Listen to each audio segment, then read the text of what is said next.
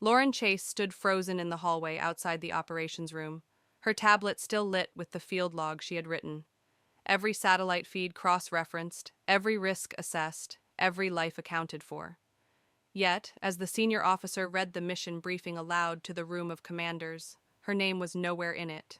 Instead, Captain Miles Heron was credited for the data synthesis and field interception strategy, the one she had designed, led, and nearly died implementing. "Excellent work, Heron," said Director Collins, nodding in approval. "That call saved 24 lives. That's the kind of decisiveness we need out there." Lauren didn't speak. Her heart beat so hard it muffled the applause that followed. Miles caught her eye across the room. No guilt, just a smug tilt of the chin. He had lifted her work like it was protocol, like she wouldn't fight back. Minutes later, she received the email. Subject: Active duty status change. Your clearance has been suspended pending review. You are ordered to return to U.S. soil within 24 hours. No explanation, no room for protest. She didn't pack much, just her journal, 2 uniforms, and the boots she wore during the rescue. The rest, she left behind. When the transport jet touched down in D.C., no one met her. Just a gray car and a driver who didn't speak. But the worst was still waiting. Her father, General Harold Chase Retmaker, stood on the porch of the family estate, his arms folded, his stance rigid, as if ready for inspection. He hadn't hugged her in 10 years, and today wouldn't be the exception. Inside, the Chase home was a museum of medals and war photos. Lauren used to count how many times her brothers' faces appeared. Eric, the decorated sniper, Ryan, the military strategist who'd graduated West Point with a perfect record. Hers was on one shelf, bottom right, partially obscured by a folded flag. "You've embarrassed the family name," her father said without looking at her. "I taught you better than to disobey command." Lauren's voice cracked, but she held it in. "I saved lives. Not your decision to make." Before she could answer, Eric and Ryan walked in. Eric, sharp-jawed, expression tight. Ryan, calculating as ever. "We've spoken to the family estate lawyer," Eric began, eyes flicking to their father, who gave a silent nod. "Given the circumstances," Ryan added, "your share of the trust is under reconsideration." Lauren blinked. "Excuse me?" Ryan didn't flinch. "The Chase legacy isn't just blood, it's duty, honor, protocol. You walked away from that." "I was suspended for saving 27 people," Eric interjected. "You disobeyed a direct order. Doesn't matter if it worked." Lauren laughed, short and bitter. "Of course it doesn't. God forbid someone color outside your black and white rules." "No one is punishing you, Lauren," Ryan said. "It's just consequences." She stood, hands trembling. "Take it, the house, the trust, the medals. Keep the name, too. I don't need any of it." "You're overreacting," her father said, finally looking up. "No," she said quietly. "I'm finally reacting." She walked out, wind slapping her face like a verdict. She wasn't sure if she was crying or if it was just cold. Her phone buzzed. Another message, this one from Heron. "Tough break. Some of us know how to play the game." Lauren stared at the screen, then at the road ahead. Empty, dark, unknown, but not unwelcome. "Let them think I'm gone. Let them think I broke. I'm just getting started." If you've ever been ignored after giving your all, type 1, you're not invisible. The letter had no seal, no insignia, just a plain white envelope slipped under her apartment door.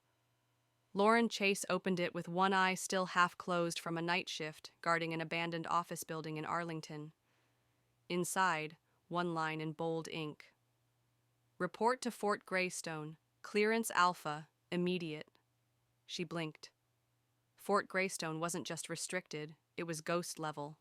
The kind of place whispered about in field briefings but scrubbed from official records. Her heart kicked against her ribs. She thought it was a joke, maybe Miles Heron playing one last trick. But the language? No civilian would know those clearance codes. Someone had been watching. Lauren packed quietly. No one said goodbye. She left behind a cracked coffee pot, her old boots, and the life she never chose. At Greystone, no one asked about her suspension. No one brought up Darka. The man who greeted her, a tall, sharp-featured intelligence director named Soren Locke, simply slid a dossier across the table and said, "Can you still move without being seen?" "Yes." "Can you still think faster than satellite lag?" "Yes." "Then let's stop wasting time." Within weeks, she was back in the field, but not as Lauren Chase. She became Echo, a designation reserved for deep shadow operators. No social trace, no digital trail. Her missions were nameless. Her team was classified. She infiltrated rebel regimes, disrupted illicit drone tech transfers, stopped a bioweapon breach in Jakarta, silently. Every successful op was marked by a folder sealed and filed away somewhere no one would read, and she preferred it that way. She wasn't chasing medals anymore. She was chasing precision. Meanwhile, the Chase family continued as if she were dead. She discovered her name had been removed from the family trust altogether. Not paused, but deleted. Ryan had filed under Clause 9C, dereliction of duty. The move was permanent. Her only remaining photo in the house had been replaced with an oil painting of Eric shaking hands with a senator.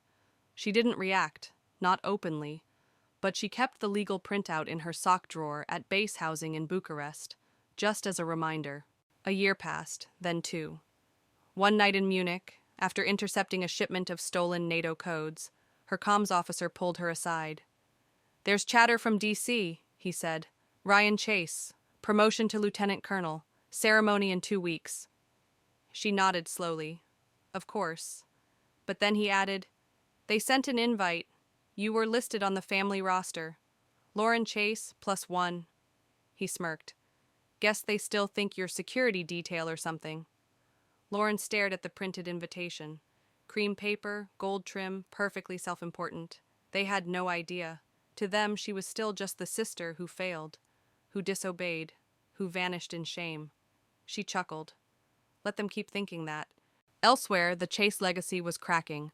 Lauren's old contact in D.C. sent her a string of encrypted files, internal communications showing Eric had buried a whistleblower report in the drone ethics division. Redacted data. Pressured silence. A junior officer was reassigned after raising concerns. The report had Lauren's original analysis signature scrubbed off, replaced with Eric's clearance stamp. "Still playing the game," she whispered. But this time she wasn't going to play it their way. This time she was going to show up. And she wasn't coming as a guest. If you've ever had to rebuild yourself from nothing while they celebrated your absence, type 2. We see you. The doors to Fort Belridge's ceremonial hall loomed like gates to a life she'd buried. Lauren Chase stepped out of her rented black sedan and adjusted the silver trim on her formal officer's jacket. Unmarked except for one thing. Lieutenant Colonel pinned clean and firm on her collar. She hadn't worn it publicly before. No announcement, no PR, no applause, only outcomes. Inside, the ceremony buzzed with artificial pride, name tags, small talk, polished brass. Ryan Chase stood on stage in full-dress uniform, grinning like he'd already won the century. Their father, General Harold Chase, Rhett, sat in the front row, posture stiff, jaw locked. No one noticed her at first, until a voice cut through the hall. "Lieutenant Colonel Chase, is that you back there?" Silence. Lauren's spine straightened. She knew that voice. General Whitaker, the commanding officer who once led Black Ops in eastern Ukraine. He had read her file, all of it. Missions without names, victories without headlines. Every head turned. Eric squinted. Ryan's smile twitched. Their father didn't blink. Lauren walked slowly down the center aisle. Each footstep echoed like a verdict. Her chin never dropped. Her hands never shook. General Whitaker stepped away from the podium, meeting her mid-aisle with an outstretched hand. "Didn't expect you here," he said. "But I'm damn glad I was wrong." She took his hand. "Couldn't miss a Chase promotion, sir." He turned back to the podium and cleared his throat. "Ladies and gentlemen," he said, eyes sweeping the room, "we'll resume shortly. But first, allow me to recognize someone who's done more for this country than you'll ever read in a press release." He motioned toward Lauren. "Lieutenant Colonel Lauren Chase has led operations that rewrote threat maps, saved lives no one was supposed to know were in danger, She's the reason some of you sleep through the night and don't even know it. Gasps, murmurs. Whitaker smiled. She may not wear the Chase name like a crown, but I've seen leadership, and what she carries, well, that's something you don't teach. Lauren didn't flinch. She didn't smile either. She didn't need to. After the ceremony, she stepped outside into the cool dusk, letting the applause die behind her. The air tasted like old metal, and something new. Freedom, maybe.